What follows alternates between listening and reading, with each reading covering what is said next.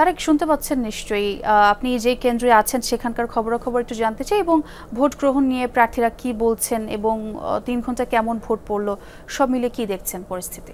ছোঁয়া আসলে সকাল থেকে একটি অভিযোগ, সেটি হচ্ছে যে হাতের যে কালি সেটি কিন্তু মুছে যাচ্ছে। এ বাদে প্রার্থী এবং ভোটাররা তেমন অভিযোগ কিন্তু এখনও করেনি। আমি রয়েছি এখন রাজশাহী বিশ্ববিদ্যালয়ের এই জামাল নজরুল ইসলাম বিজ্ঞান ভবনে।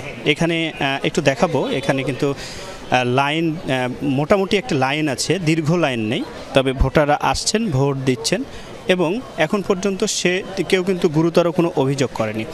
এবং দীর্ঘ ৩৫ বছর পরে কিন্তু এই রাজশাহী বিশ্ববিদ্যালয়ের রাকসুর যে নির্বাচন সেটি অনুষ্ঠিত হচ্ছে। সকাল থেকে আমি কয়েকটি কেন্দ্রে ঘুরেছি, কেন্দ্রে ঘুরে যেমনটি দেখেছি ভোটাররা আসছেন, ভোট কিন্তু দিচ্ছেন এবং উৎসবমুখর পরিবেশেই আসলে রাজশাহী বিশ্ববিদ্যালয়ের যে রাকসুর ভোট সেটি কিন্তু হচ্ছে।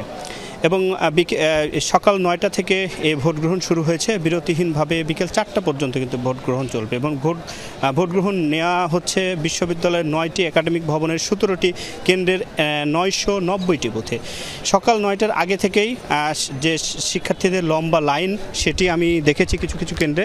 এ বাদে অন্য অন্য যে কেন্দ্রগুলো রয়েছে কেন্দ্রগুলোতে ভোটাররা আসছেন।